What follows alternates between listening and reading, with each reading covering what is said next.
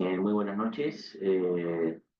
Vamos a continuar con nuestras clases de preparación. El día de hoy vamos a referirnos a lo que es trabajo y energía en la primera hora y en la siguiente hora vamos a hablar sobre las escalas de temperatura, calor, calor específico, transferencia, transferencia de calor.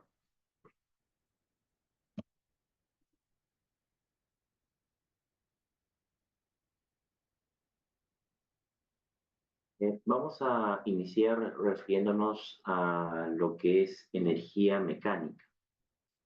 Eh, Podemos decir que la energía está relacionada con el trabajo mecánico y en física la definimos como la capacidad que tiene un cuerpo, ya sea en estado sólido, líquido o gaseoso, para realizar un trabajo. Es decir, cuando un cuerpo posee energía, tiene la capacidad de realizar un trabajo. Los efectos de la energía solamente se manifiestan cuando se transfiere de un lugar a otro o cuando se convierte de una forma en otra, ¿no? Básicamente la energía mecánica está relacionada con la energía cinética y la energía potencial gravitatoria de la gravedad. Entonces, teniendo en cuenta esto, ¿no? Si en algún ejercicio, en algún problema nos solicitan que hallemos la energía mecánica, debemos de hallar ambas energías, la energía eh, gravitatoria y la energía cinética.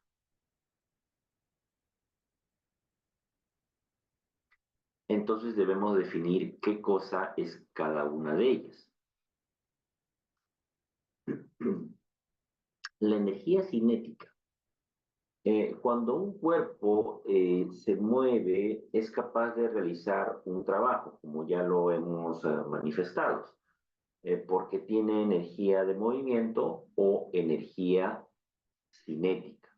Así, por ejemplo, posee este tipo de energía una persona que corre, una caída de agua desde cierta altura, un móvil en marcha, etc. La energía cinética, de ahora en adelante denotada como E sub c, es una magnitud física escalar que depende de su masa, m, y de su rapidez, v, y se define como la energía cinética es igual a un medio por la masa por la velocidad o rapidez elevada al cuadrado. Entonces, eh, acá vamos a referirnos a las unidades, ¿no? Generalmente, lo más común, convencional en cuanto a energía es expresar la energía, ya sea cinética, potencial o mecánica, en joules, que se denota con una letra mayúscula J. Ahora, para que la energía se exprese en joules, necesariamente, la masa tiene que estar expresada en kilogramos y necesariamente la velocidad o rapidez tienen que estar expresadas a metros por segundo.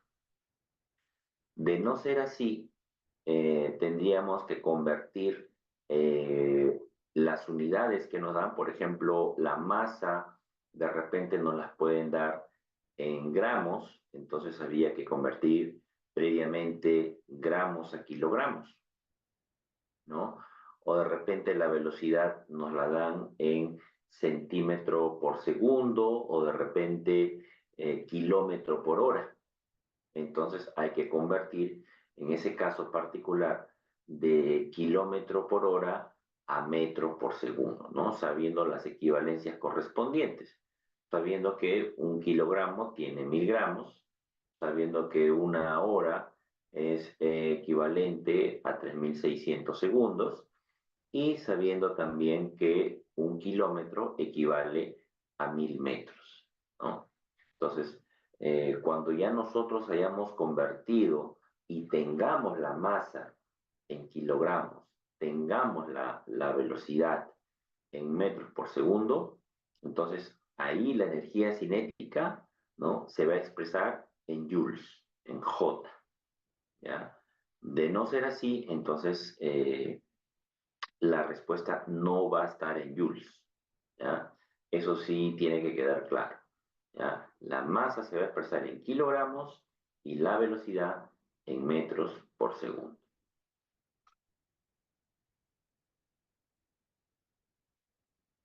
Por ejemplo, ¿no?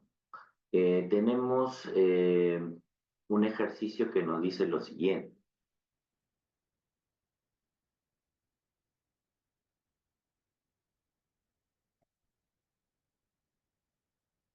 Calcula la energía cinética del móvil si su masa es de 10 kilogramos y lleva una rapidez de 5 metros por segundo.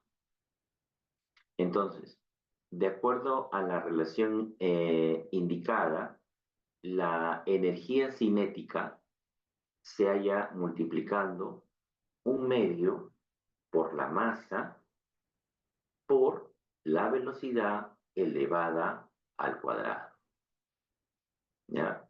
Entonces, hay que tener presente, como ya hemos indicado, que la velocidad tiene que estar en metros por segundo y efectivamente, la velocidad está en metros por segundo, que la masa esté en kilogramos, ¿no? Y lógicamente está en kilogramos. Entonces, podemos de frente utilizar estos valores, ¿no? En la fórmula correspondiente. No hay que realizar ninguna conversión previa, ¿no? Para al final obtener la unidad de Joule, ¿no? En nuestra respuesta final. Muy bien, entonces tenemos acá un medio lo multiplicamos por la masa, pero la masa es 10, ahí está, 10. Y después eso lo multiplicamos por la velocidad al cuadrado. La velocidad es 5, entonces sería 5 al cuadrado. Por lo tanto, ¿no? Tendríamos acá que un medio por 10 o 10 entre 2 es 5 y eso lo multiplicamos por 5 al cuadrado que es 25. Entonces solamente quedaría multiplicar 5 por 25 que es 125. 125 joules, ¿cierto? Como hemos dicho, para tener joules, las unidades de velocidad tienen que estar en metros por segundo y la unidad de masa tiene que estar en kilogramos, como justamente el problema nos ha dado los datos. No siempre los datos se los dan en metros por segundo y kilogramos. Por lo tanto, en ese caso, habría que convertir previamente, como ya lo hemos señalado, ¿no? Entonces, en este caso, la energía cinética del automóvil es de 125 joules.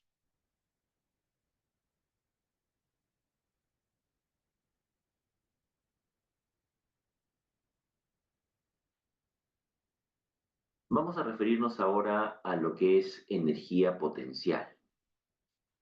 Podemos decir que la energía que un objeto posee en virtud a la posición que tenga en el espacio, dependiendo de un nivel de referencia horizontal, que generalmente es el suelo en la superficie terrestre, se conoce como energía potencial gravitatoria, ¿no? Esta energía es la que se almacena, ¿no? En espera de ser utilizada. ¿no?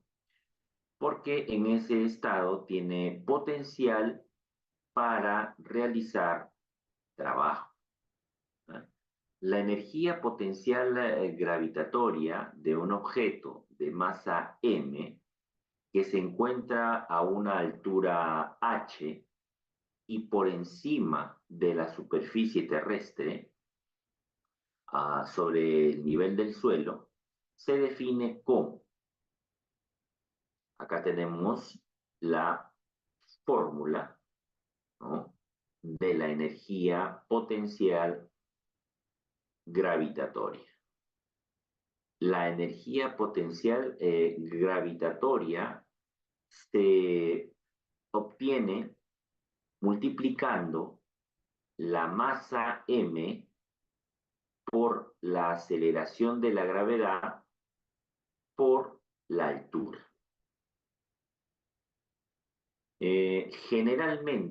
Generalmente, la aceleración de la gravedad g, ¿no?, se conviene con, considerar 10 metros por segundo al cuadrado.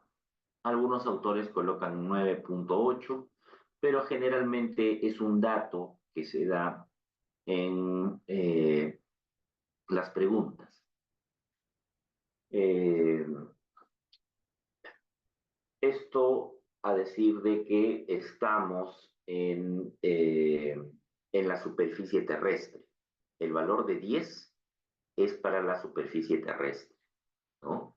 Si estuviésemos, por ejemplo, en otro planeta, ya el valor de G, ¿no?, va a variar, no va a ser el mismo. Como señalamos en la sesión anterior, ¿no?, cuando mencionamos la diferencia que existe entre lo que es masa y peso, ¿cierto? ¿No? La masa es la misma en la Tierra que en Marte, pero el peso es diferente en la Tierra y en Marte, debido a que la aceleración de la gravedad, el valor de G es diferente, ¿ya? Muy bien. Entonces, acá también, como toda energía, hemos mencionado que la unidad de la energía es el joule, ¿ya? La masa, ya hemos dicho que tiene que ser kilogramo, ¿ya? Y la altura, ¿no?, tiene que estar expresada en metros, ¿de acuerdo? Metros. La aceleración de la gravedad, ¿no?, siempre va a estar en metros por segundo al cuadrado. De igual manera, ¿no?, si no estuviesen estas unidades presentes en los datos que le da el problema, hay que hacer una previa conversión, ¿ya? Una previa conversión. Entonces, tener en consideración, ¿no?, que un kilogramo equivale a 1000 gramos, ¿no? Y que una tonelada equivale a 1000 kilogramos, ¿no? Esto adicionalmente a las equivalencias que mencionamos cuando expusimos lo que era energía cinética, ¿de acuerdo? Entonces, tanto la energía potencial como la energía cinética se expresan en Joule, ¿de acuerdo? Después, la masa siempre tiene que expresarse en kilogramos, ¿ah? La velocidad en metros por segundo, la altura en metros, ¿ah?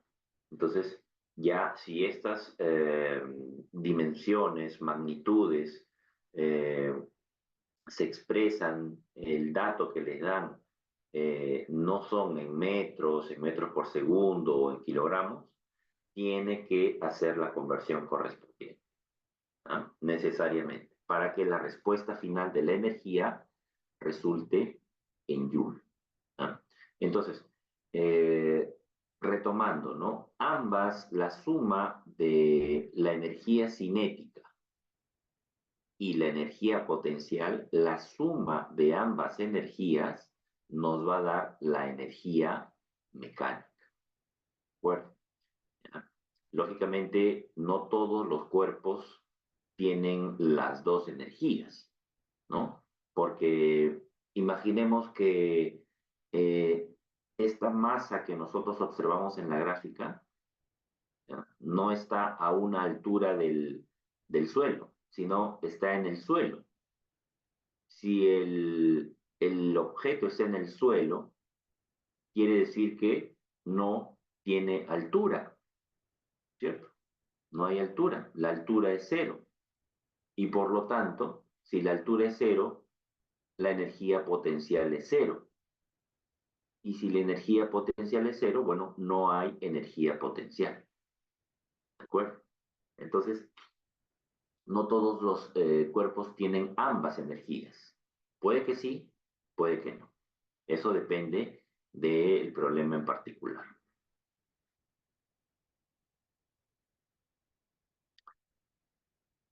Vamos a referirnos también a lo que es trabajo, trabajo mecánico, ¿no? La palabra trabajo comprende las diferentes actividades que se pueden desempeñar en la vida. Médicos, ingenieros, abogados, jardineros, electricistas, plomeros, etcétera, desarrollan un trabajo. El trabajo en física no tiene ninguna relación con estas actividades. ¿De acuerdo? El trabajo mecánico tiene relación con la fuerza aplicada a los cuerpos y su desplazamiento producido en la dirección de la fuerza, ¿no? Como observamos en la lámina, una persona, ¿no? Está realizando una fuerza de izquierda a derecha a un bloque, ¿no? Bueno, al realizar una fuerza de izquierda a derecha, ¿no? Eso está relacionado a un desplazamiento de, ¿no? El bloque se desplaza, se mueve una determinada distancia, ¿de acuerdo? ¿Ya? Entonces, bueno, para efectos iniciales de comprensión del trabajo, de lo que es trabajo, vamos a asumir que el piso es liso, ¿de acuerdo?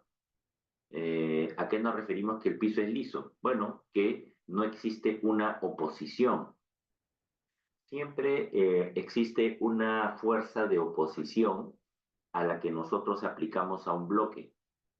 Siempre va a existir una fuerza de oposición, ¿ya? Pero esa fuerza de oposición se incrementa si el suelo, si el piso, ¿ya? Es rugoso, ¿no? Es decir, tiene algunos baches, en fin, ¿no? Por eso asumimos inicialmente que el piso, el suelo, es liso, es decir, no hay ninguna fuerza opositora a la fuerza que nosotros le damos al bloque. Eso en primer término. Ahora, para conocer cómo determinamos el trabajo que realiza, eh, que se realiza sobre un bloque, sobre un cuerpo, ¿no? Lo tenemos también en la lámina, ¿no? El trabajo va a ser igual a la fuerza que uno aplica sobre el bloque multiplicada por la distancia en que ese bloque se desplaza. ¿Ah? Eh, será positiva, la fuerza, el trabajo va a ser positivo, porque si ustedes observan, ahí podemos ver que el trabajo puede ser positivo o negativo. ¿Cuándo va a ser un trabajo positivo? Cuando la fuerza está a favor del movimiento, ¿cierto? ¿Ya? Si la fuerza está a favor del movimiento, ¿no? El trabajo va a ser positivo. Pero si la fuerza que nosotros aplicamos está en contra del movimiento, ¿cierto? Va a ser en sentido contrario, entonces el trabajo va a ser negativo, ¿ya? Va a ser negativo. Muy bien. Entonces, la unidad del trabajo, así como la unidad de la energía, ¿no? Va a ser el Joule, J, ¿ya? Ambas eh, dimensiones, ¿cierto? Eh, la energía como el trabajo, ¿no? Se expresan en Joule, ¿de acuerdo? Entonces debemos de tener presente que la fuerza necesariamente tiene que expresarse en Newton, ¿ya? Y la distancia necesariamente tiene que expresarse en metro, ¿de acuerdo? ¿Ya? Entonces, como ya señalamos la sesión anterior, ¿no? La fuerza, recordando, es la masa por la aceleración. Esto es fuerza, masa por aceleración. ¿Y la masa en qué se expresa? La masa se expresa siempre en kilogramos y la aceleración en metros por segundo al cuadrado. ¿De acuerdo? ¿Ya? Entonces, acá sucede lo mismo que en el caso anterior. Si es que los datos que le da el problema, no son de kilogramo, metro por segundo cuadrado o metro, hay que realizar una conversión previa, ¿no? Para determinar el trabajo en Joule. No siempre las unidades que nos da un problema, ¿no? Son las que vamos a utilizar, ¿no? Hay que tener claro también las unidades.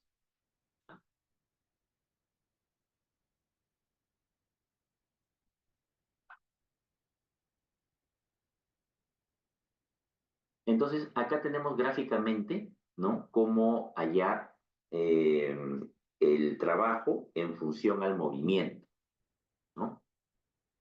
Fíjense, acá tenemos un móvil, ¿no? Un móvil, una caja, ¿no? Que está yendo de izquierda a derecha, ¿no es cierto? De izquierda a derecha. La caja, solo la caja, ¿ya? Y la fuerza que le aplico a esa caja también va de izquierda a derecha. Es decir, la caja se está jalando en el mismo sentido. ¿Ah?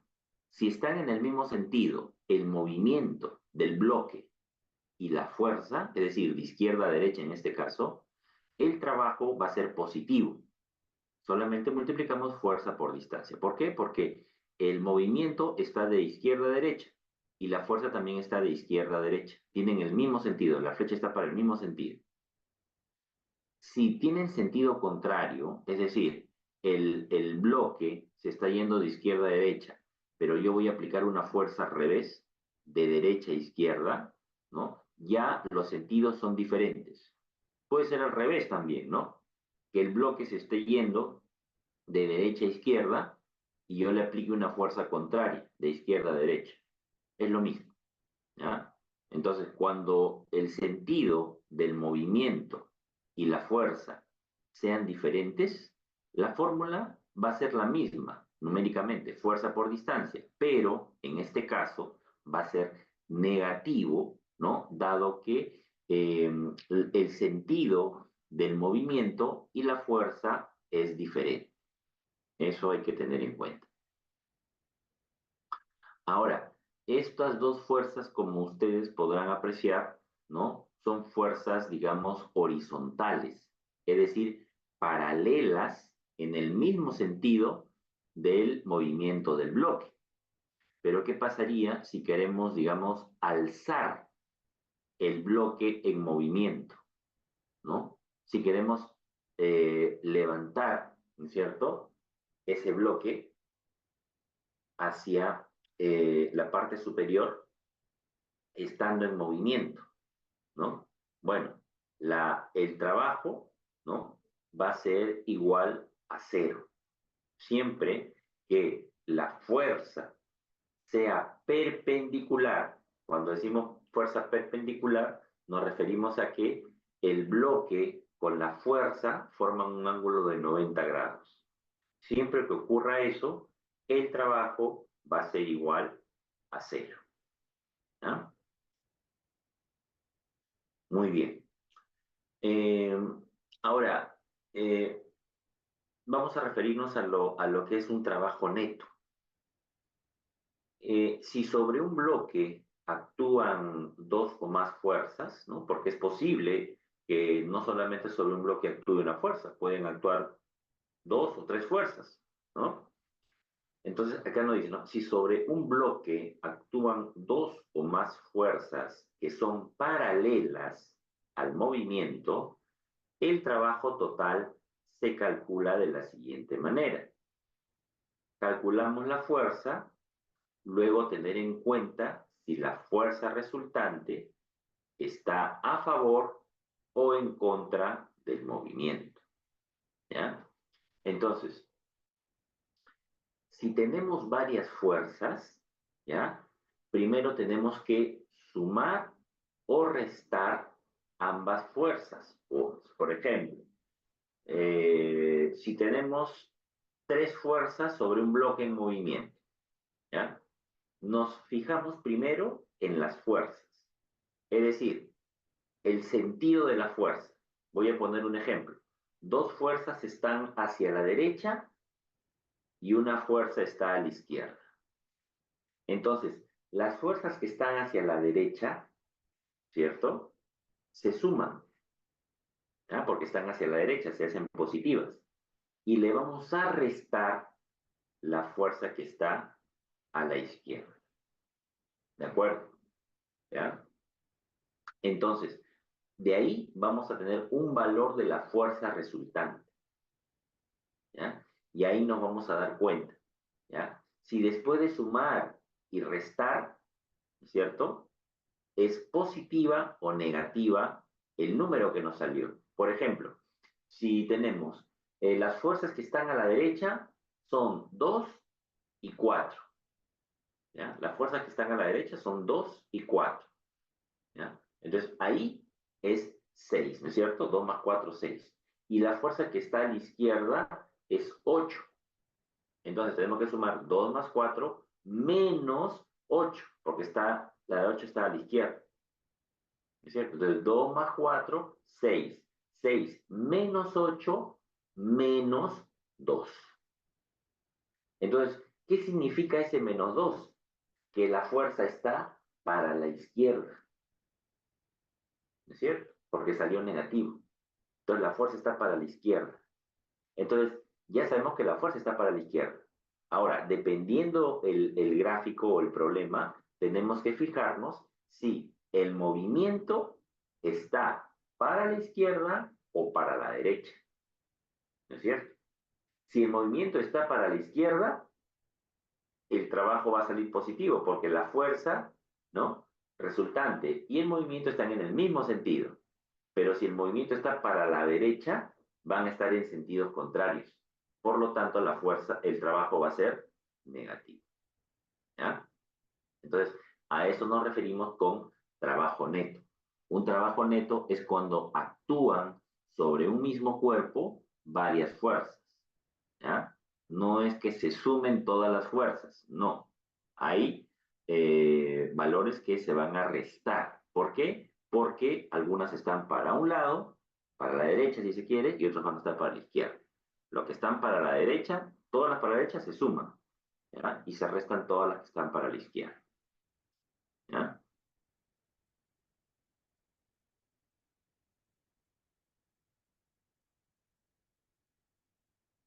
Muy bien. Entonces, a este nivel vamos a resolver algunos ejercicios, ¿cierto? Para que tengamos una mejor idea, ¿no? De a manera práctica, ¿no? De lo que es el trabajo, la energía cinética, la energía potencial gravitatoria, ¿no? Y podamos resolverlo de la mejor manera sin ningún tipo de dificultad. Como todo ejercicio, se recomienda siempre colocar los datos, ¿ya? Y colocar bien los datos, ¿no? Porque de repente si colocamos mal los datos, imagínense, ¿no? Colocamos mal los datos y nosotros hemos resuelto bien el problema, pero al colocar mal el dato ya todo está mal. Entonces, dice, en el ejercicio 1, si tenemos un bloque de 4 kilogramos de masa, entonces ahí tenemos la masa que es de 4 kilogramos. Nos dice, se mueve con una rapidez. Recordar que la rapidez es la velocidad. La velocidad es 5 metros por segundo. Nos preguntan calcular su energía cinética, ¿no? Entonces vamos a calcular la energía cinética de ese bloque. Entonces, lo que tenemos que hacer, como ya hemos mencionado, es colocar los datos del problema y además saber fundamentalmente qué cosa nos están preguntando, ¿no? Eso es básico, ¿no? Para dar respuesta.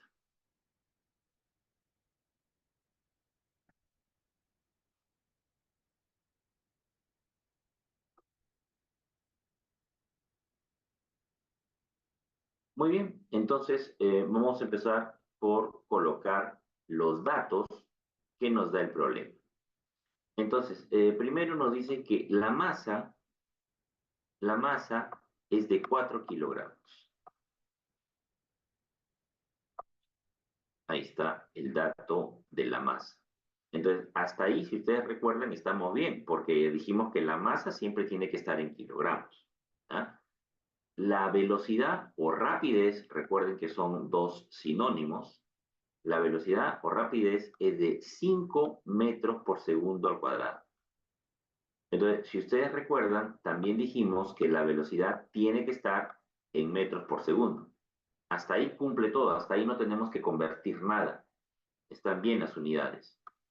Y con estos dos datos nos solicitan que calculemos la energía cinética. Esa es la pregunta. Muy bien. Entonces, lo que nosotros debemos de recordar justamente es la fórmula, la relación de la energía cinética, ¿no?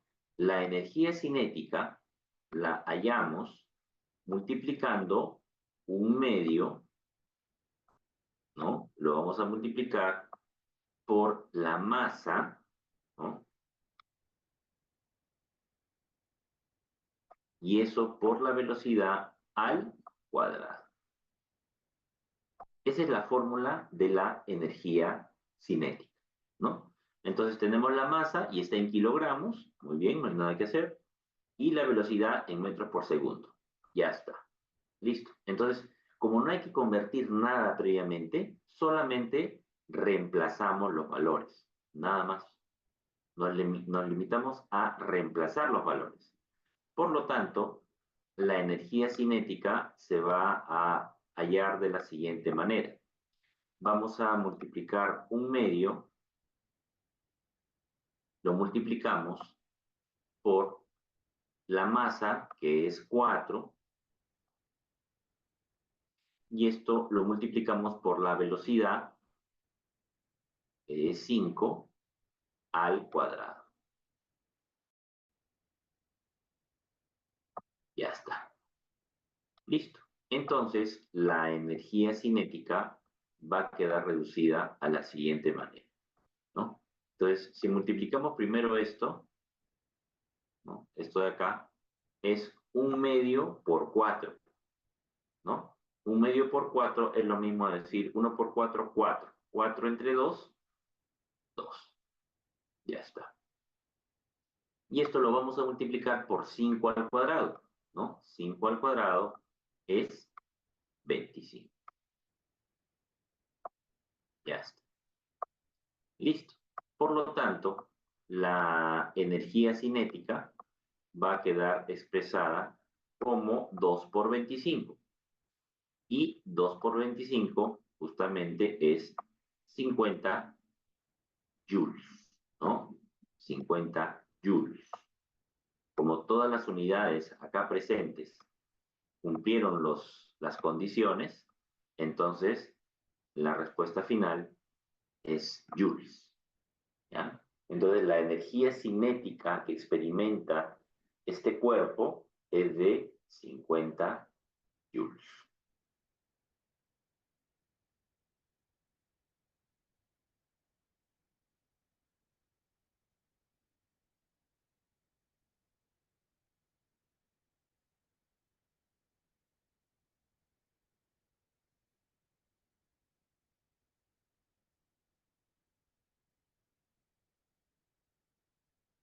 Para el ejercicio número 2, ¿no?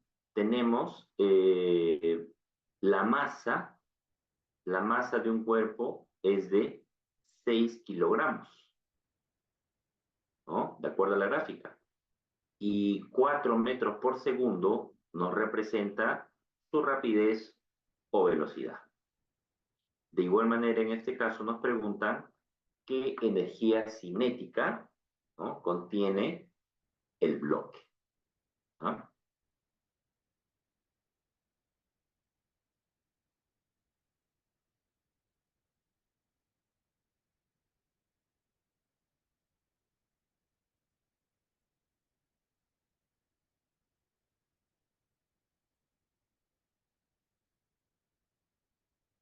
Entonces, de igual manera, en el ejercicio 2 vamos a colocar los datos que nos dan el problema, ¿ya? Entonces, el primer dato nos dice que la masa del cuerpo, M, ¿cierto?, es de 6 kilogramos. 6 kilogramos. Hasta ahí vamos bien, porque la masa, dijimos, tiene que estar en kilogramos, ¿cierto? ¿Ya? Y la velocidad o rapidez, según el dato del problema, es de 4 metros por segundo al cuadrado. Perdón, 4 metros por segundo nada más. 4 metros por segundo. Ahí está. Y con esos datos nos solicitan que hallemos la energía cinética.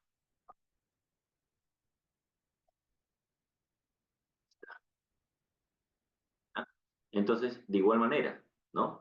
La energía cinética, y esto sí hay que recordar, ¿no? La energía cinética se calcula como el producto de un medio, ¿no?, se multiplica por la masa, ¿no?, y esto por la velocidad al cuadrado, ¿ya? O si también quieren, lo pueden expresar así, ¿no? Es lo mismo. Multiplican la masa por la velocidad al cuadrado y después lo dividen entre 2. Es exactamente lo mismo, ¿ya? Entonces, hay que ver que las unidades, ¿no?, son las que efectivamente nos van a ayudar a que la energía se exprese en joules, ¿no? Entonces, ¿la masa está en kilogramos? Sí, ahí está, la masa en kilogramos. ¿La velocidad o rapidez está en metros por segundo? Sí, ahí está, ¿ya? Entonces, cuando no hay ningún tema de conversión, solamente se colocan los valores de frente en la fórmula, solamente se reemplaza directamente, nada más, ¿ya? Entonces, en este caso tenemos la masa, ¿no?, que es 6, ahí está, 6. Esto lo vamos a multiplicar por la velocidad elevado al cuadrado, es decir, 4 lo elevamos al cuadrado. Ya está. Y después lo dividimos entre 2. Listo. ¿Está? Entonces vamos a hacer esa operación. Tenemos 6, ¿no?, y esto lo multiplicamos por 4 al cuadrado, que es 16. ¿Cierto? 16. Y finalmente lo dividimos entre 2. ¿Está? Entonces, como es una multiplicación arriba, ¿no?, yo puedo simplificar acá estos dos, ¿no? Digo acá, mitad de 16, 8. Y mitad de 2, 1. Ya está. Entonces, arriba es como si no me quedara nada, ¿no? Es 1, ¿no? Entonces, solamente multiplico 6 por 8. Ya está. Y eso es 48, ¿qué? 48 joules de energía. Esa es la respuesta. 48 joules de energía.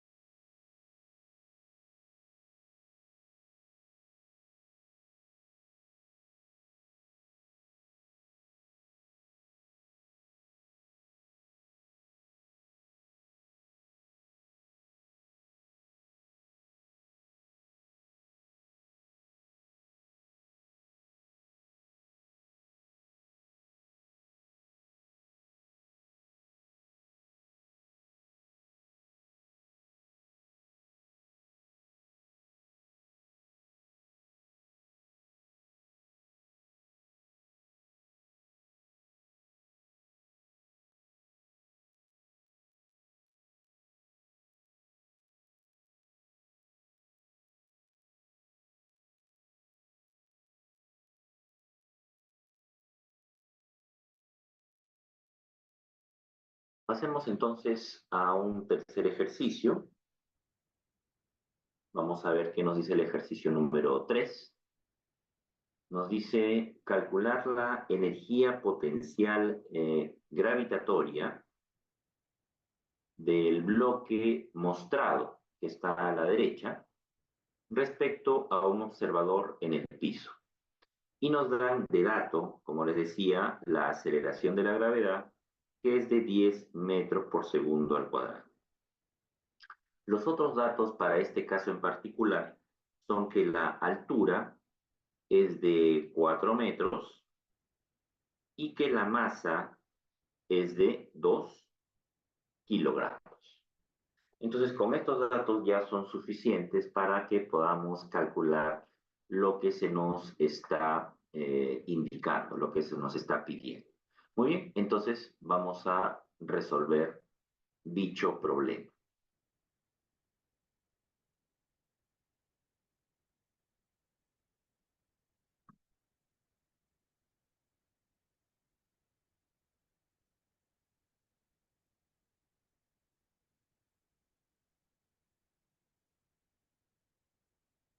Entonces, el problema número 3, ¿no? De igual manera, colocamos los datos, ¿ya? La aceleración de la gravedad, por dato, ¿ah? Todo esto son datos, es de 10 metros por segundo al cuadrado. 10 metros por segundo al cuadrado. Después, otro dato es que la altura es de 4 metros. La altura es de 4 metros. Y la masa es de 2 kilogramos. La masa es de 2 kilogramos. Y con esta información nos piden hallar la energía potencial gravitatoria.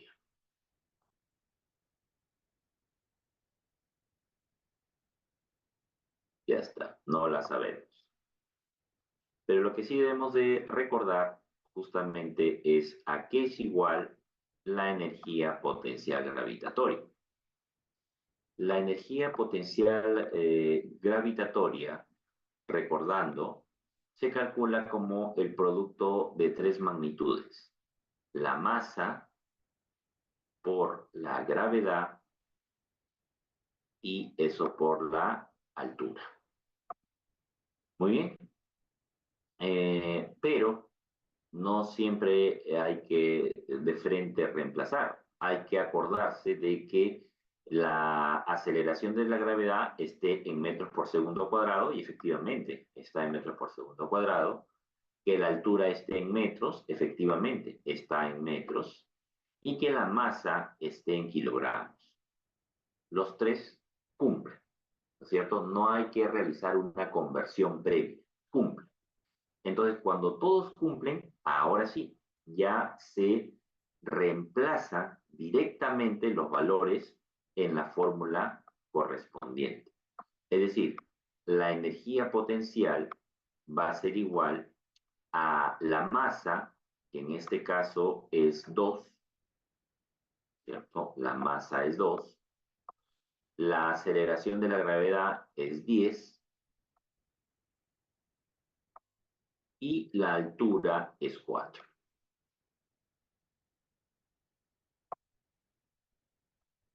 Ya está.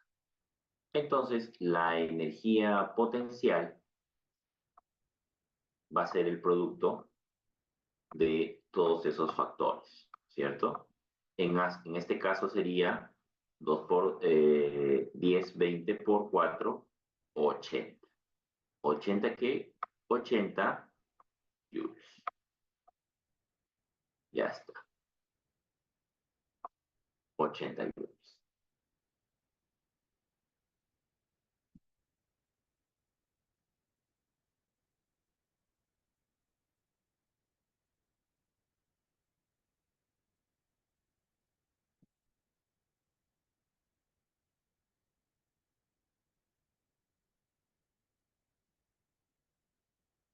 Bueno, ahí dejamos unos 2 ejercicios más para que ustedes practiquen energía, ya sea cinética o potencial.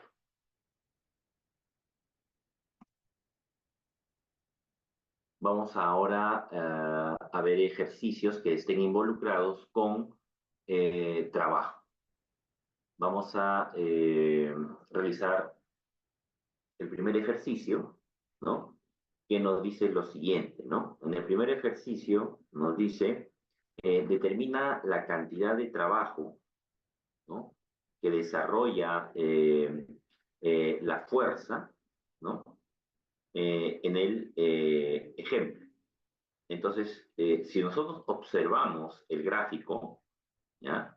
El gráfico, ¿cierto? Tiene ahí una flecha y la flecha dice 20 newtons, ¿de acuerdo? Los newtons, recuerden, son unidades de fuerza, de fuerza. Cada vez que veamos newtons, es fuerza. Por lo tanto, la fuerza es de 20 newtons, ¿ya? Y desde el punto A hasta el punto B hay una distancia de 10 metros. ¿De acuerdo? Y ojo acá, el bloque tiene un movimiento de izquierda a derecha y la fuerza tiene un movimiento de izquierda a derecha. La flecha está para la derecha, ¿no es cierto? Entonces tienen el mismo sentido.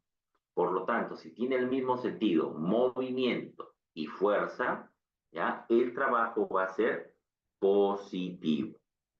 ¿De acuerdo? ¿Ya? Entonces, muy bien, vamos a resolver ese ejercicio para determinar con esos datos el valor del trabajo.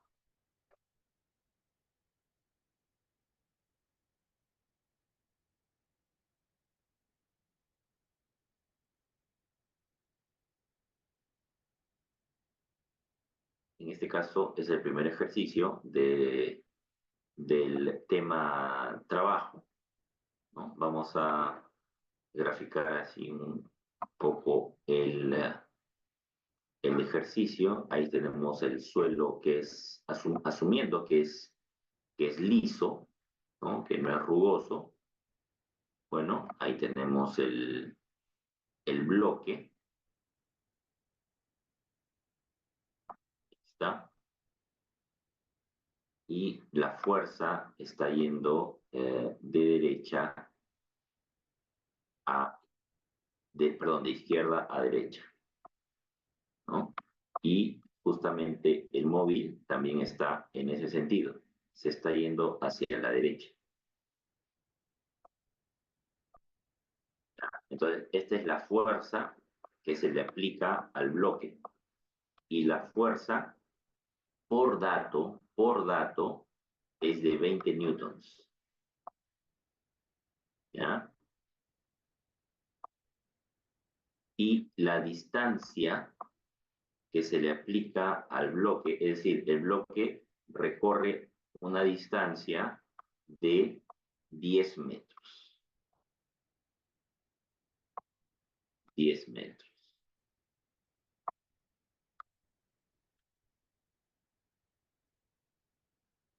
10 metros. Y con esta información nos piden calcular el trabajo. Muy bien, entonces recordemos que el trabajo, ¿no es cierto?, es igual a la fuerza por la distancia.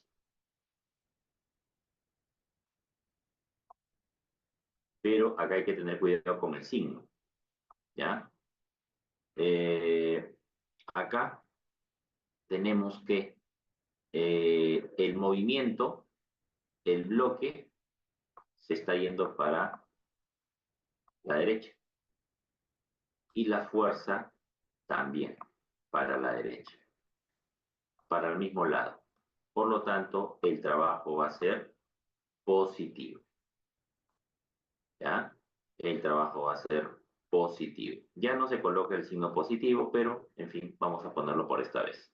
Entonces, solamente, y ahora tenemos que fijarnos, recordar que la fuerza siempre tiene que estar en newtons, ahí está, y la distancia en metros, ahí está. No hay que hacer ninguna conversión previa. Por lo tanto, el trabajo va a ser igual a 20, que es la fuerza, por la distancia, ¿no? Que es 10. 20 por 10. Ahí está. Listo.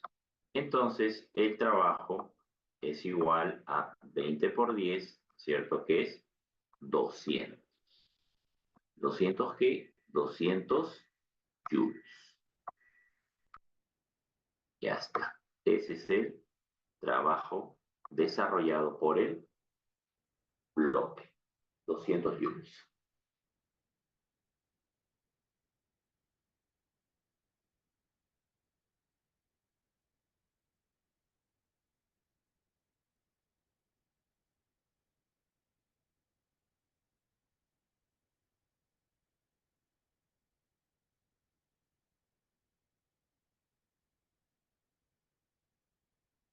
Bien. Entonces, vamos a pasar al siguiente ejercicio. El ejercicio 2, en este caso de trabajo, ¿no?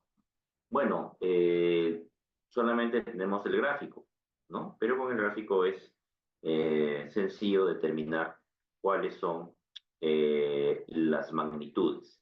En este caso, la fuerza aplicada es de 30 newtons, ¿no?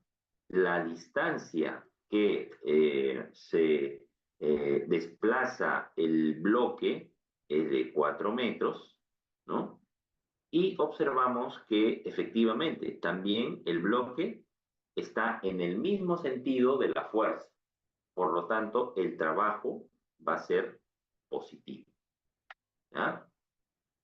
Muy bien, entonces vamos a desarrollar ese ejercicio.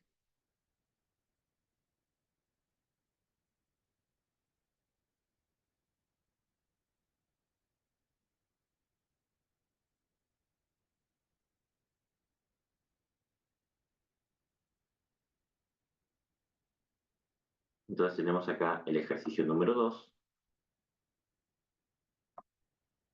¿No? Vamos a dibujar también, porque es importante dibujar para que se entienda, para que quede claro, ¿cierto? Sobre todo el sentido, ¿no?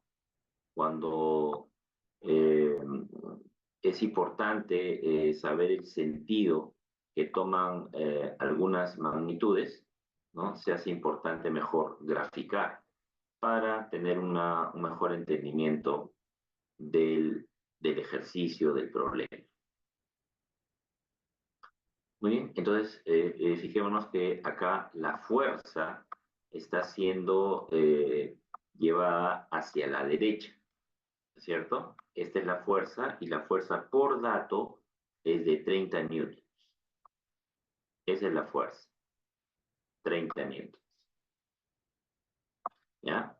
Y el movimiento también, ¿no? El movimiento del bloque está así,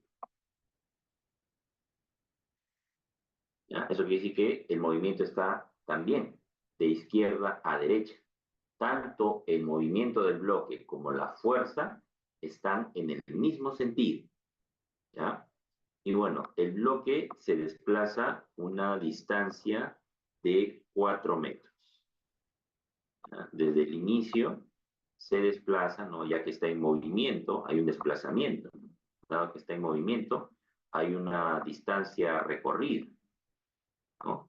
Y esa distancia recorrida es de 4 metros. Muy bien, entonces en este caso nos solicitan calcular el trabajo, ¿no? El trabajo es igual a la fuerza por la distancia, ¿ya? Ahora, la fuerza tenemos que recordar acá previamente para saber si es positivo o negativo, ¿ya? De igual manera, ¿no? Fíjense, acá la fuerza va hacia la derecha, ¿ya? Y el movimiento también va hacia la derecha. Ambos están en el mismo sentido. ¿ya? En el mismo sentido. Por lo tanto, si están en el mismo sentido, ¿no? El trabajo es positivo, ¿ya? El mismo sentido quiere decir no siempre a la derecha, por si acaso, ¿ya? Las dos flechas pueden estar a la izquierda, y estando a la izquierda, están en el mismo sentido, también va a ser positivo, ¿ya? Solamente va a ser negativo cuando los sentidos de las flechas sean distintas, ¿ya? Ahora tenemos que fijarnos que la fuerza está en newtons y la distancia en metros, ¿no? Y efectivamente, ¿no? La fuerza está en newtons y la distancia en metros. Entonces, si cumple, solamente nos toca reemplazar, nada más. Entonces, el trabajo ya hemos dicho que va a ser positivo. Bueno, el signo positivo no se coloca, ya se sobreentiende. La fuerza va a ser de 30, colocamos ahí 30, y la distancia, ¿no? Que en este caso es 4. Ya está. Por lo tanto, el trabajo desarrollado por el bloque es de 120 joules. 120 joules. Ese es el trabajo desarrollado por el bloque.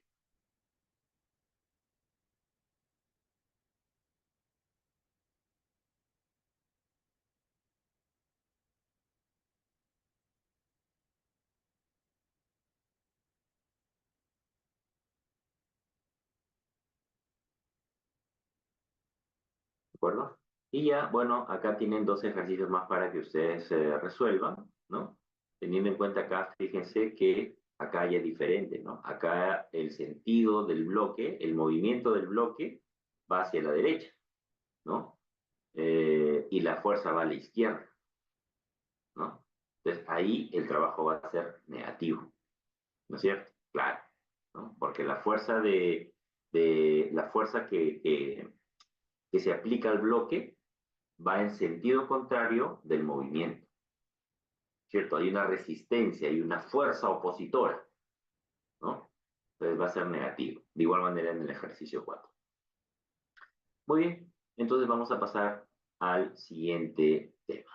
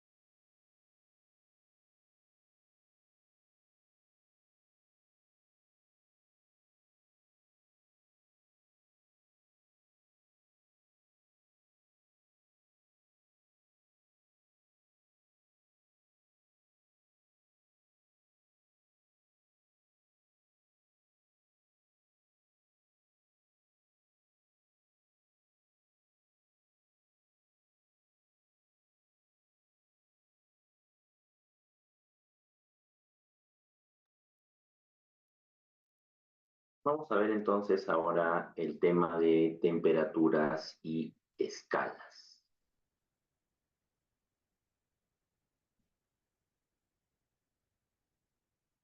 Vamos a empezar señalando eh,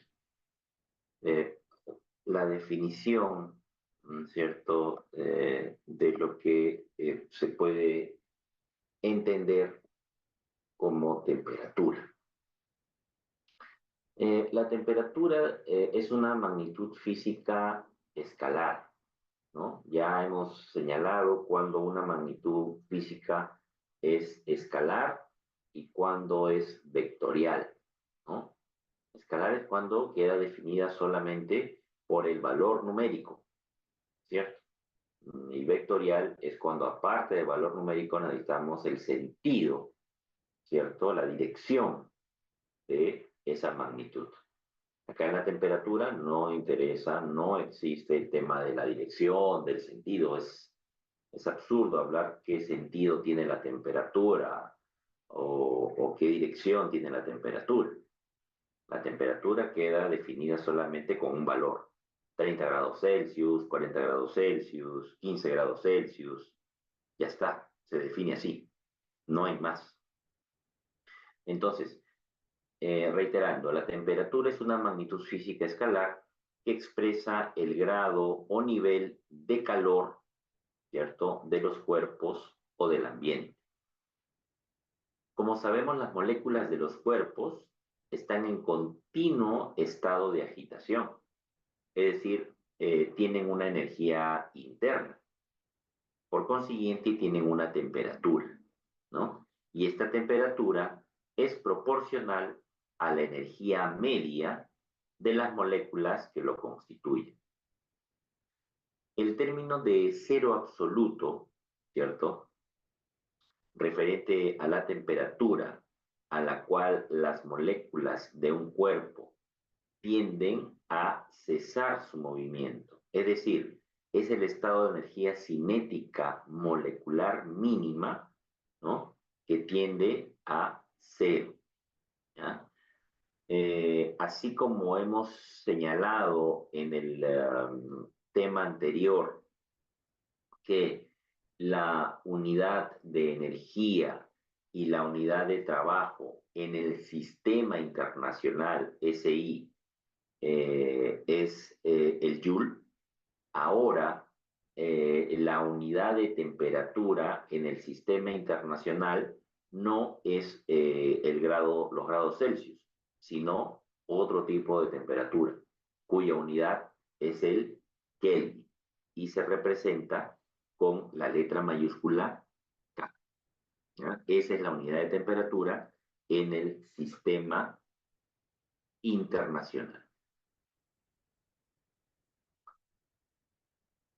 Eh, Vamos a mencionar eh, tres escalas de temperatura, ¿no?, aunque en realidad existan cuatro, pero vamos a mencionar las tres con mayor relevancia. Eh, Tenemos la escala Kelvin, que se representa con la letra K, como ya lo hemos mencionado, la escala centígrada o Celsius, que básicamente nosotros somos la que utilizamos esa escala, y la escala Fahrenheit, ¿ya?, que es muy usada en los Estados Unidos. Ahora, definamos cada escala, ¿no? La escala Kelvin es la temperatura cero de la escala Kelvin, corresponde al cero absoluto. Y cada unidad de esta escala es igual a un grado de la escala centígrada.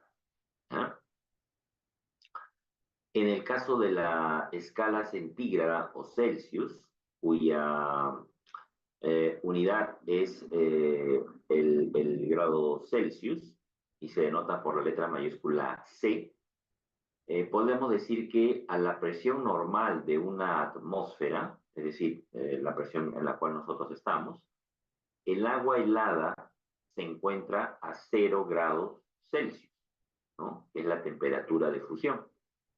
Y el agua hierve a 100 grados centígrados, que es la temperatura de ebullición, ¿no? La temperatura de fusión, ¿por qué decimos temperatura de fusión? Porque es el punto en el cual la materia pasa del estado sólido a estado líquido, ¿no es cierto?, ¿no? Y la temperatura de ebullición es la temperatura a la cual la materia pasa del estado líquido al estado gaseoso. ¿De acuerdo? ¿Ya? A eso nos referimos con temperatura de fusión y temperatura de ebullición. Y la escala Fahrenheit, ¿no? Esta escala es muy usada en Estados Unidos, como ya lo habíamos mencionado, la cual asigna 32 grados Fahrenheit a la temperatura de fusión del agua y 200 grados Fahrenheit a la temperatura de ebullición. Bueno, lo que tenemos que aprender fundamentalmente es el cuadrito que está a la margen izquierda, perdón, derecha de la lámina, ¿no? Lo que está encerrado ahí. Ahí tenemos la relación entre las escalas de temperatura, ya resumido, ¿no? Es decir, la escala centígrada C, ¿no? Entre 5, eso equivale a la escala Fahrenheit menos 32 sobre 9. Y eso a su vez equivale a la escala Kelvin menos 273 sobre 5. ¿De acuerdo?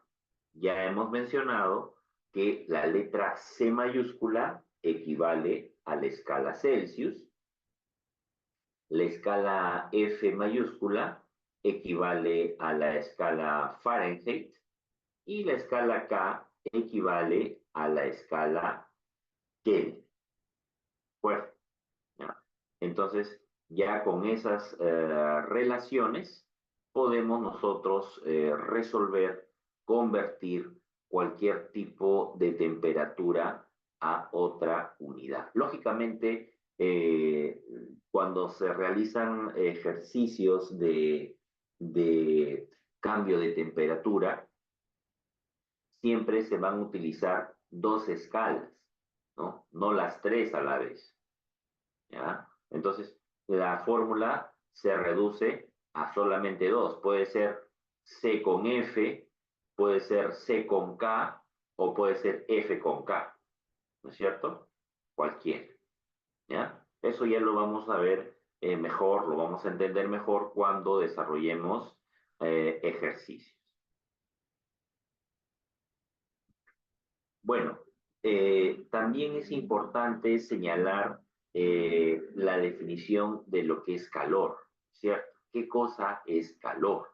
¿No? Fíjense, el calor es podemos definirlo así, ¿no? Es la energía que se transmite de un cuerpo a otro en virtud de una diferencia de temperatura, ¿cierto? Si hay dos cuerpos que tienen diferente temperatura, ¿no es cierto? Y entran en contacto, va a haber una transferencia, ¿no es cierto?, de energía, ¿cierto? ¿No? Mientras el cuerpo frío gana calor, el cuerpo caliente, ¿no es cierto?, pierde calor, porque hay una transferencia, ¿no es cierto? ¿No? A uno se le transmite el frío, reduce su temperatura, y a otro se le transmite calor, aumenta su temperatura. Representemos esta transferencia de energía utilizando un diagrama lineal de temperaturas, ¿no? Por ejemplo, acá tenemos un cuerpo A, ¿no? Temperatura A, y en el otro extremo la temperatura B, ¿no? Van a llegar a una temperatura de equilibrio, se dice, ¿ya? Cuando la temperatura de A, ¿no es cierto? Esto representa el calor ganado, ¿no es cierto? Mientras que el otro pierde calor, ¿no es cierto? ¿No? El cuerpo caliente, ¿no? El cuerpo caliente transfiere calor y al transferir calor pierde calor, ¿no? En cambio, el cuerpo que está frío, ¿no es cierto?, ¿no?, cede, ¿no es cierto? Cede, ¿no? Temperatura baja y administra, gana calor. Mientras uno gana calor, el otro pierde calor, ¿ya? De esta manera podemos decir, por el principio de la conservación de la energía, que el calor ganado por un cuerpo es igual al calor perdido por el otro, ¿no? Donde Q nos representa la energía transferida, también llamada calor.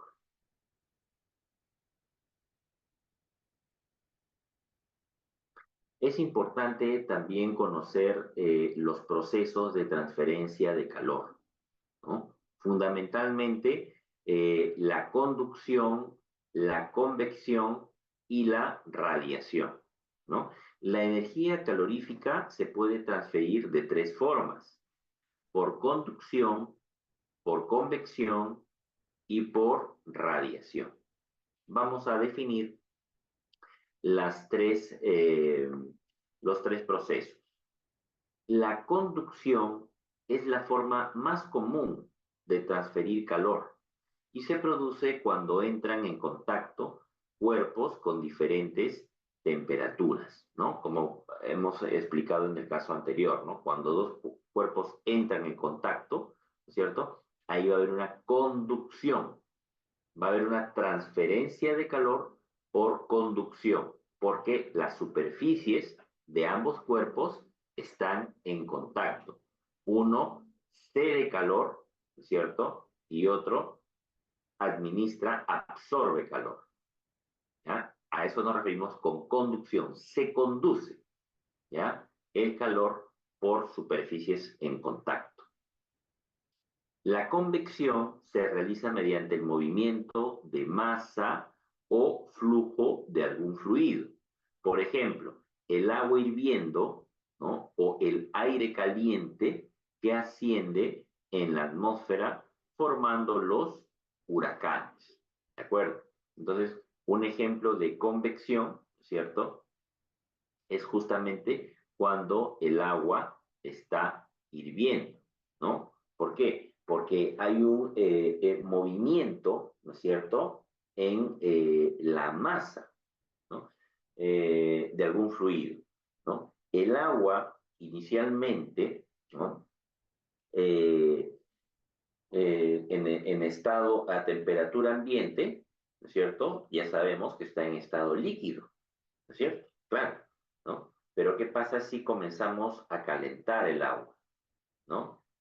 Las moléculas del agua comienzan a moverse, ¿no es cierto?, ¿no? Y cada vez que va aumentando la temperatura se mueven más, se mueven más.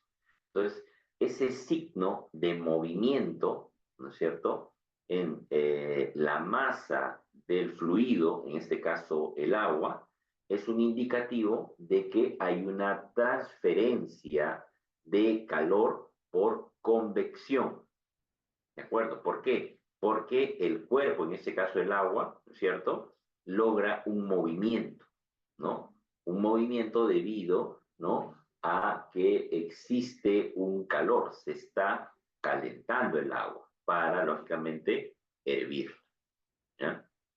Entonces, cuando tengamos un ejemplo de que un fluido, ¿no es cierto?, mm, representa o tiene un movimiento, ¿no es cierto?, ¿ya? Entonces es bastante probable que se deba a una fuente de energía, ¿ya? Entonces ahí se dice que hay una transferencia de calor por convección.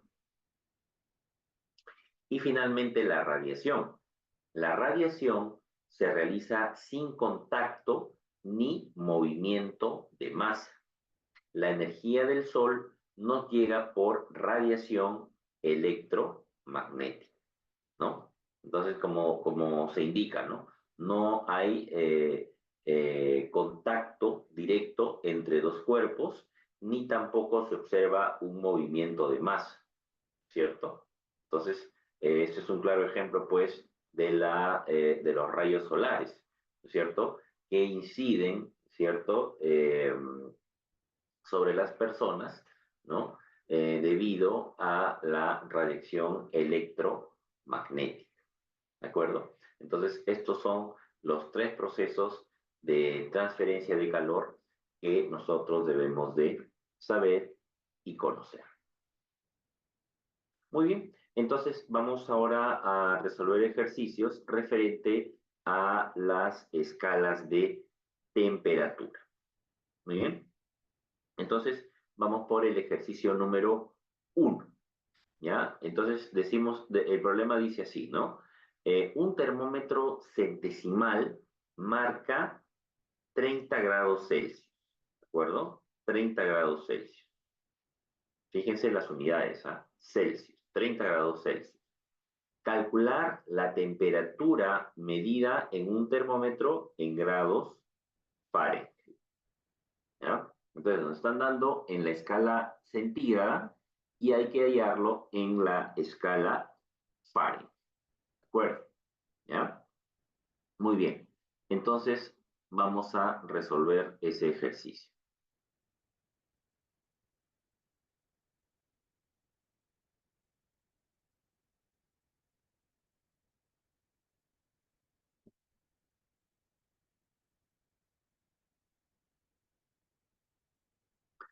Entonces tenemos así, ¿no? Tenemos el ejercicio número 1, ¿ya? Nos dicen que la escala en Celsius, o sea, el valor de C, ¿ya? Es de 30 grados, ¿ya? Y nos están pidiendo ese valor en la escala Fahrenheit, ¿ya? Acá es 30 grados en la escala Celsius y nos piden el valor en la escala Fahrenheit. Muy bien, entonces tenemos que recordar qué fórmula colocamos, ¿no? Dijimos que la relación entre las escalas es la siguiente, ¿no? C es a 5, ¿cierto? Como F de Fahrenheit, F menos 32 es a 9, ¿verdad? Y como Kelvin menos 273 también es así, ¿no? Esta es la fórmula, digamos, por llamarlo de alguna manera, la fórmula global, ¿ya? La fórmula global que hemos dicho. Pero también dijimos que solamente vamos a utilizar dos de estas tres, ¿ya?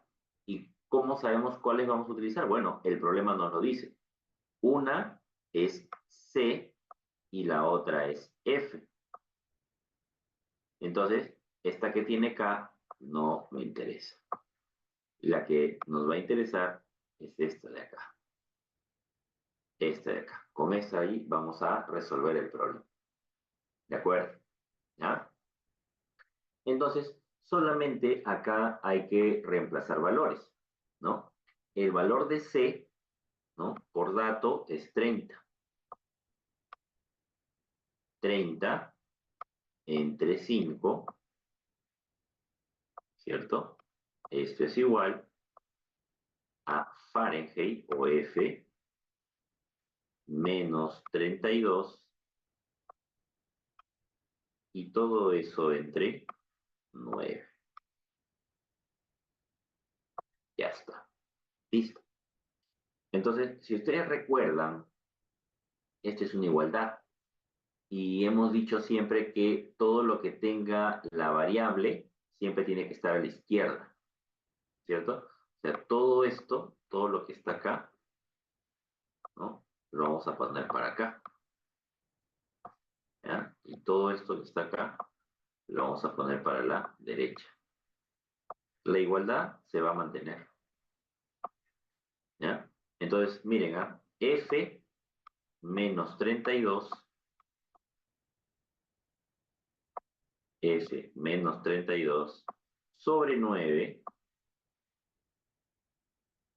esto es igual a 30 entre 5, pero de una vez, 30 entre 5 es 6. Ya está, ¿ya? Entonces, miren, F menos 32, F menos 32 es igual a, este 9 está siendo dividido, y si sale al otro miembro, ya no va a salir dividiendo, va a salir lo contrario de la división, que es la multiplicación. Es decir, toca multiplicar 9 por 6. ¿Está? Entonces, finalmente, la escala en Fahrenheit va a ser igual a 54, ¿cierto? Y a eso le vamos a sumar 32. Ahí está, 32. ¿Listo? Sumamos y tendríamos 4 más 2, 6. Y 5 más 3, 8. Ya está. Entonces, la respuesta sería 86 grados Fahrenheit. 86 grados Fahrenheit equivale a 30 grados Celsius. Es decir, si en Estados Unidos nos dicen, estamos a la temperatura de 86 grados Fahrenheit, en Estados Unidos, ¿ah? Entonces nosotros sabemos que están a 30 grados Celsius.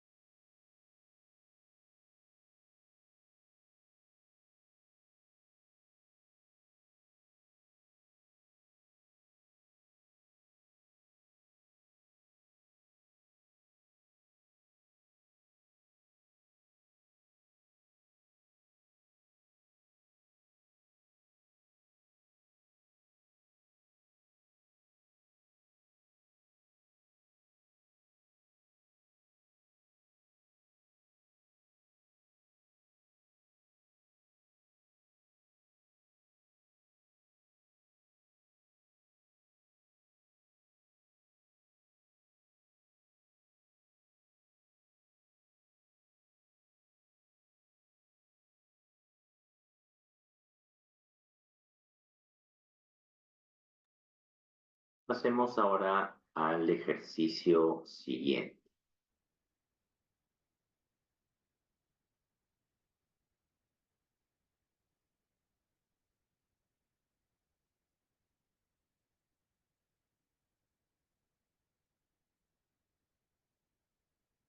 Bien, entonces en el ejercicio número 2, el ejercicio número 2 nos dice lo siguiente, ¿no?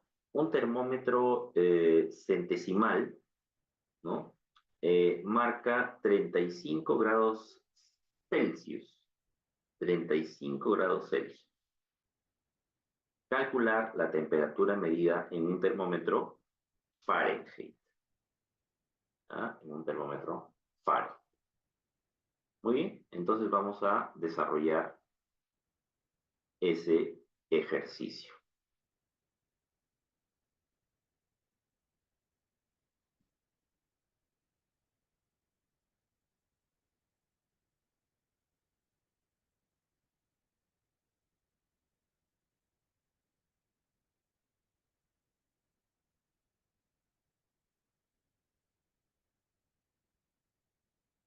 Entonces, en el ejercicio número 2 nos dan el dato de que el valor de C, que representan los grados Celsius o centígrados, ese valor es de 35, ¿no? 35 grados. 35 grados Celsius.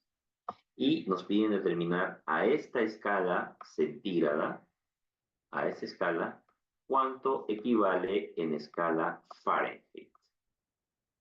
Esa es la pregunta. Muy bien. Entonces vamos a recordar la relación que existe entre grados Celsius y grados Fahrenheit, ¿no?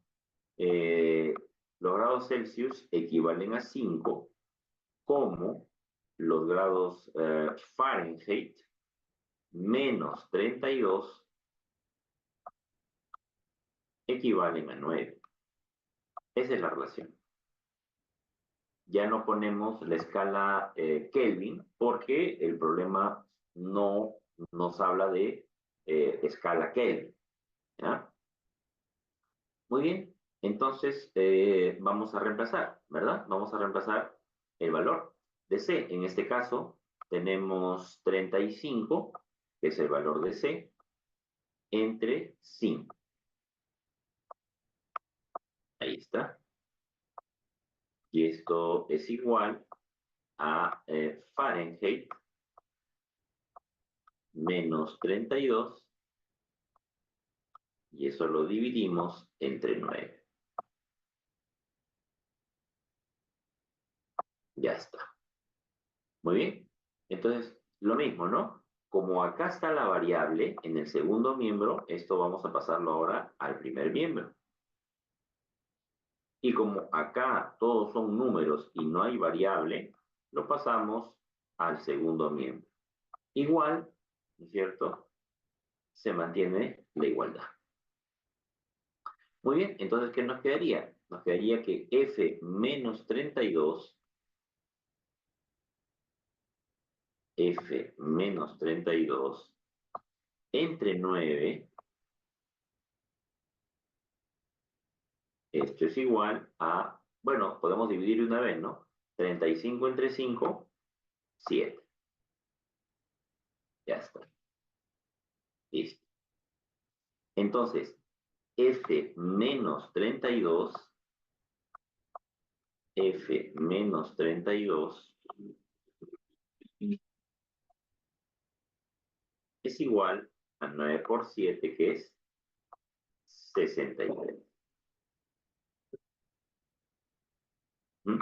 Por lo tanto, despejando el valor de f, tenemos que va a ser igual a 63 más 32.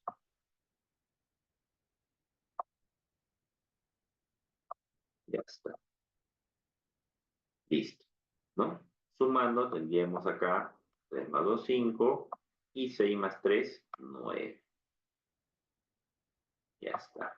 95 grados Fahrenheit de temperatura, ¿no? Entonces, 95 grados Fahrenheit equivale a 35 grados Celsius, ¿no? Entonces, si nos dicen que la temperatura, ¿no? En Estados Unidos es de 95 grados Fahrenheit, ¿no?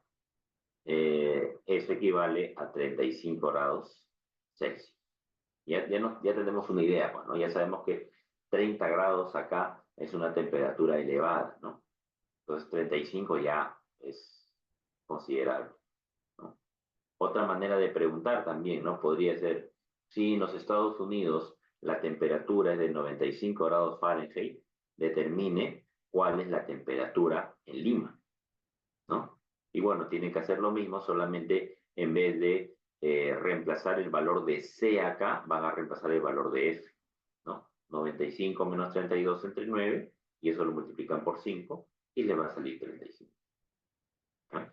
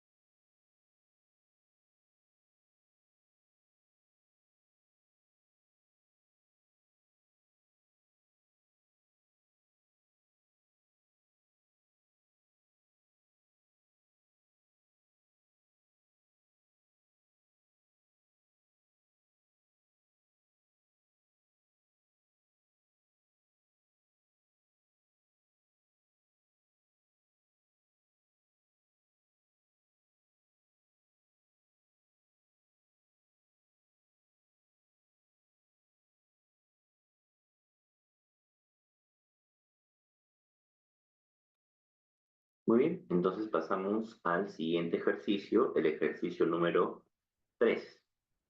En este caso, nos dice un termómetro Fahrenheit, ojo, un termómetro Fahrenheit marca 100 grados Fahrenheit y nos preguntan calcular la temperatura en Kelvin. ¿Ya? Vamos a darle solución ahora a ese ejercicio.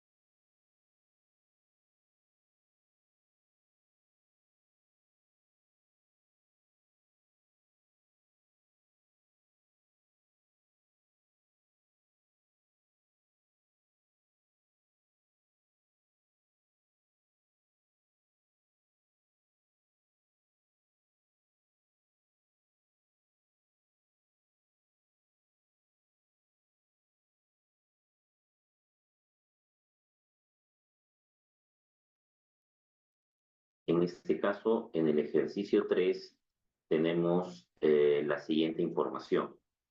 El dato nos dice que tenemos la temperatura a 100 grados Fahrenheit. Esa es la temperatura, 100 grados Fahrenheit. Y nos piden que calculemos dicha temperatura en grados Kelvin.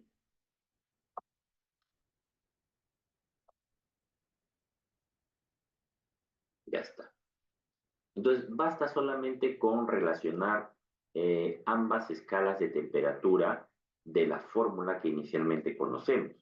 Es decir, Fahrenheit, ¿no? Fahrenheit menos 32, Fahrenheit menos 32, entre 9, esto es igual a Kelvin menos 273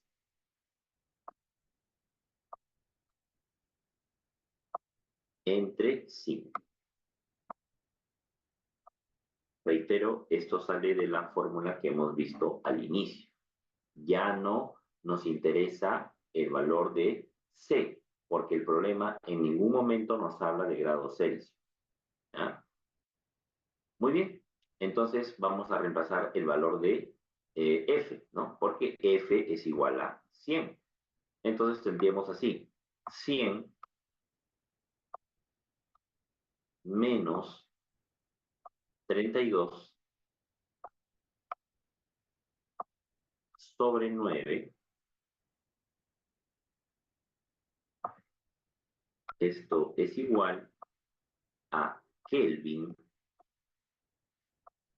menos 273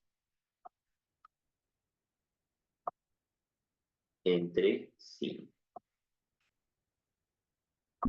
Ya está.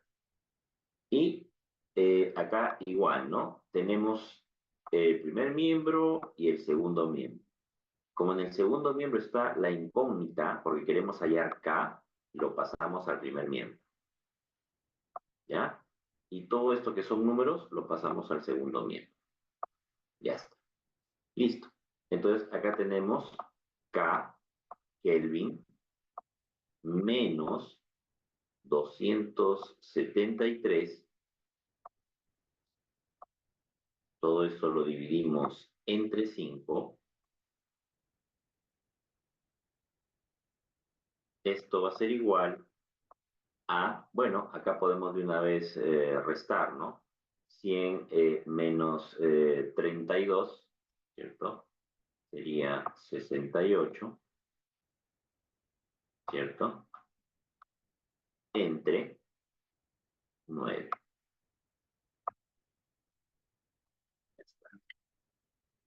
68 entre 9. Muy bien. Entonces, hasta acá, ¿no? Podemos hacer lo siguiente, ¿no? Este 9, fíjense, esto se resuelve, una manera de resolver es multiplicar así, ¿no? En aspa, ¿ya? Es decir, miren, acá, voy a continuar por acá, este 9, ¿no? El 9 va a multiplicar acá, ¿cierto? Menos 273.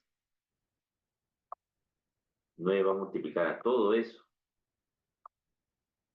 Y en el otro lado, ¿no?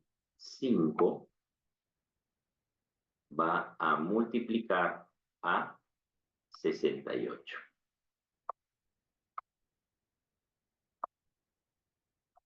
Ya está. Listo. ¿Ya? Entonces, fíjense acá lo que va a pasar. K menos 273, ¿ya? Esto va a ser igual a, bueno, acá podemos multiplicar, ¿cierto? Sería 5 por 8, 40, ¿no? Llevo 4, 30, 340, ¿cierto? 340 es la multiplicación de 68 por 5, ¿no? ¿Ya? Ahora, este 9 que está multiplicando va a pasar acá dividiendo, dividiendo, ¿ya? Entonces tendríamos así, ¿no? K menos 273, ¿ya? K menos 273, esto va a ser igual a 340, ¿de verdad? 340 entre 9. 340 entre 9, que aproximadamente es 37,8.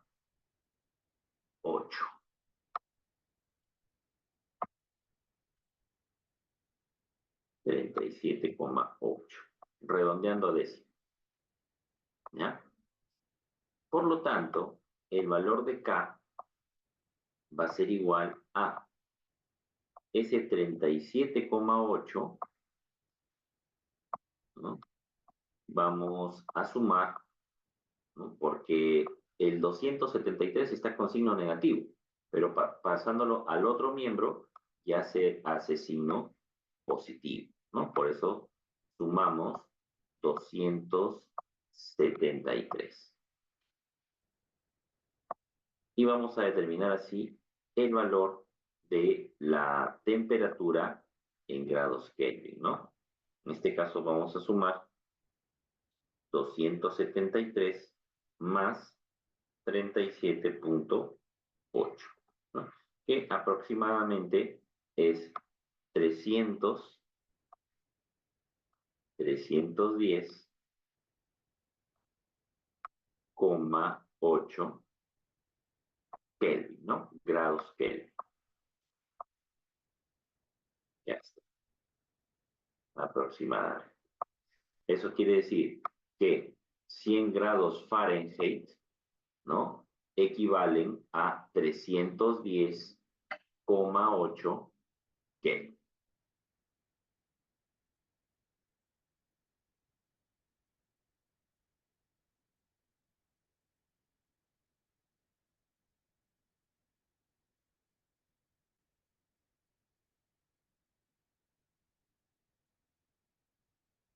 Muy bien, y entonces ahí les dejo 3 ejercicios más para que ustedes sigan practicando con temperaturas, con escalas de temperatura.